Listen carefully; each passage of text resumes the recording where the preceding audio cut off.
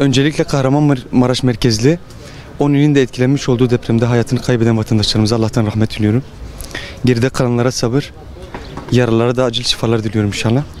Biz Hüdapar Gaziantep Gençlik Kolları olarak depremin ilk gününden beridir sahadayız, çalışıyoruz.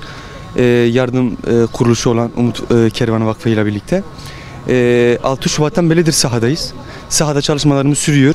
Biz depremden etkilenmiş olan çocuklarla birlikte vakit geçirdik. Onlarla oyun oynadık. İkramlarda bulunmuştuk.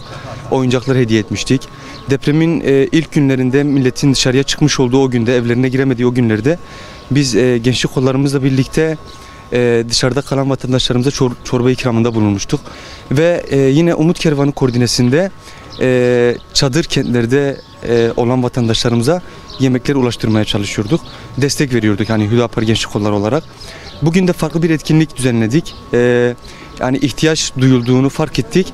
Böyle bir organize gerçekleştirdik. Depremzede kardeşlerimizin tıraş olmaları gerektiğini gördük. Böyle bir ihtiyacın doğduğunu hissettik. Hüdapar Gaziantep Gençlik Kolları olarak kalkıp Antep'ten Maraş'a geldik. Buradaki depremzede kardeşlerimizi tıraş ediyoruz. Onların bu ihtiyaçlarını giderme adına böyle bir hizmet veriyoruz. Şu an burada arkamda 6 kişi mevcuttur. 15 kişi daha var. Onları da diğer bölgelere sevk ettik. Diğer gereken bölgelere gönderdik. Şu an toplam 20-25'e yakın berberimiz var.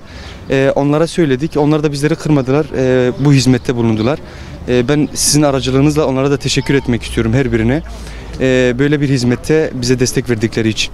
Çetimiz depremzedelerin bize dönüp işte gerçekten biz kendimizi tanıyamaz hale gelmiştik. Artık böyle bir hizmetin gerçekten düşünen kimse teşekkür ettiklerini söylediler. Çok memnun olduklarını bize söylediler. Bize teşekkür ettik. Biz Hüdapar olarak da yani halka hizmet, hakka hizmet anlayışıyla bu düsturla yola çıkıp vatandaşlarımızın bütün ihtiyaçlarını giderme adına elimizden gelen bütün gayreti ortaya koyuyoruz. Böyle bir hizmetin doğduğunu da gördük. Vatandaşlarımızın da tepkisi malumunuz güzel.